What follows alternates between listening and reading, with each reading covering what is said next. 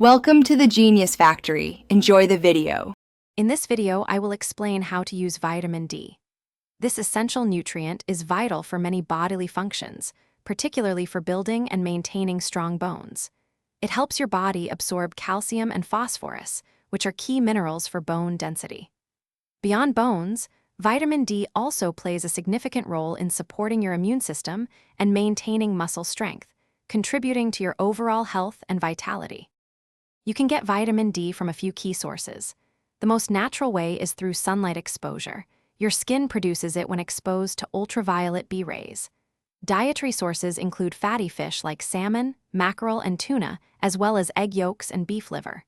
Many foods, such as milk, cereals, and some orange juices, are also fortified with vitamin D to help you meet your daily needs. Supplements are another effective option, especially if sun exposure or diet is insufficient. For most adults up to 70 years old, the recommended daily intake of vitamin D is 600 international units.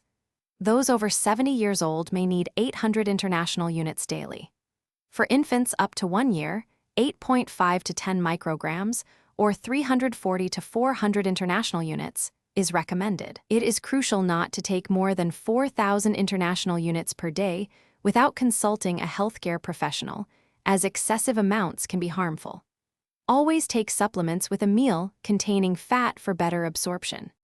Adequate vitamin D levels offer numerous benefits, including stronger bones, a robust immune system, and even improved mood. Conversely, a deficiency can manifest as persistent fatigue, bone pain, muscle weakness, or feelings of sadness. If you experience any of these symptoms, or if you have concerns about your vitamin D intake, it is always best to consult a healthcare provider. They can perform a simple blood test to check your levels and recommend a personalized plan. Thanks for watching. If you found this helpful, don't forget to like and subscribe.